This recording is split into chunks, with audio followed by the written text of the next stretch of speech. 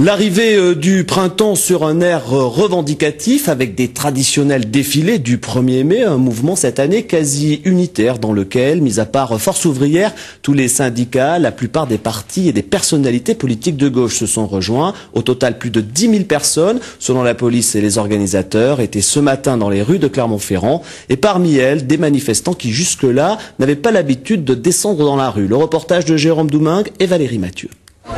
Un masque anti-pollution fait maison, sans aucune étiquette politique ni syndicale.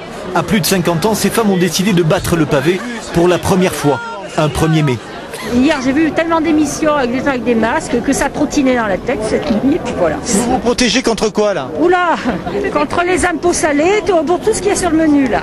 Menu, c'est impôts salés, liberté grillée, assiette de promesses soufflées, petit salaire, salade de baratin, plateau de chômage, flambée des prix, gelée de crédit. Solidarité, public, privé, chômeurs et retraités. Des retraités dans le cortège, c'est pas ce qui manquait. Faut dire que le projet de loi Bachelot sur la santé, c'est pour beaucoup de nos seniors une porte ouverte à toutes les inquiétudes.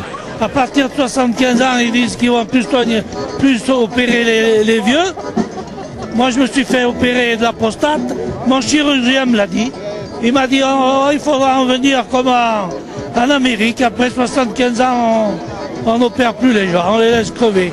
Emploi, salaire, pouvoir d'achat, conditions de travail, les revendications restent inchangées dans la contestation. Ça fait 30 ans que je travaille.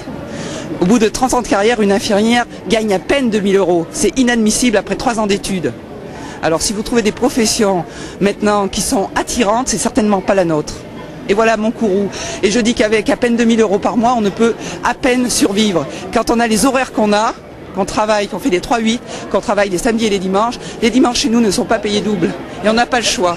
La fête du travail qui, une fois de plus, s'est donc muée en journée d'opposition au gouvernement et au patronat. Ici à Clermont, selon les syndicats, une telle mobilisation ne s'était pas vue depuis l'entre-deux tours des présidentielles de 2002.